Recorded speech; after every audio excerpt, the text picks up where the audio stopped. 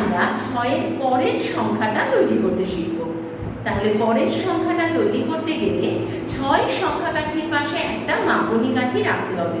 তার জন্য তোমাদের ম্যাথ বক্স নিয়ে বসতে হবে। প্রত্যেকে ম্যাথ বক্স নিয়ে বসো এবং আমি ঠিক যেভাবে সংখ্যাটা তৈরি করছি তোমরাও আমার সাথে সাথে তৈরি করো। দেখো, এই হচ্ছে 6 সংখ্যা কাঠি। 6 কাঠির রং কমলা। এই হচ্ছে 6 সংখ্যাটা। 6কে আমরা ইংরাজিতে বলে 6, এটা জেনেছিলাম। আজকে আমরা 6-এর কাঠির পাশে একটা মাপনী কাঠি রাখবো। এবার এই দুটো কাঠির সমান মাপের কাঠি আমরা ম্যাথ বক্স থেকে খুঁজবো। চলো তাহলে দেখে নেওয়া যাক। দেখি এই দুটো কাঠির সমান মাপের কাঠি কোনটা পাই। দেখো তো, হালকা সবুজ রঙের কাঠিটা কি সমান হলো?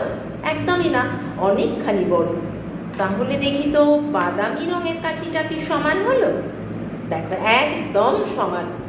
এই দুটো কাঠির সমান মাপের কাঠিটা হচ্ছে বাদামি রঙের কাঠিটা।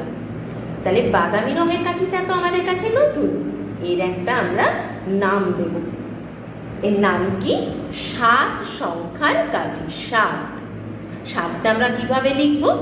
এইভাবে গোল করে এসে এখান থেকে এই নিচে নামিয়ে দেবো 7। 7কে আমরা ইংরাজিতে বলি 7। সোজা একটা লাইন টানবো, তারপর একটু কাত করে লাইন টানবো, এই হয়ে যাবে 7। তাহলে 7-এর কাঠির রং বাদামি। 7কে আমরা বাংলায় লিখি এভাবে, আর ইংরাজিতে লিখি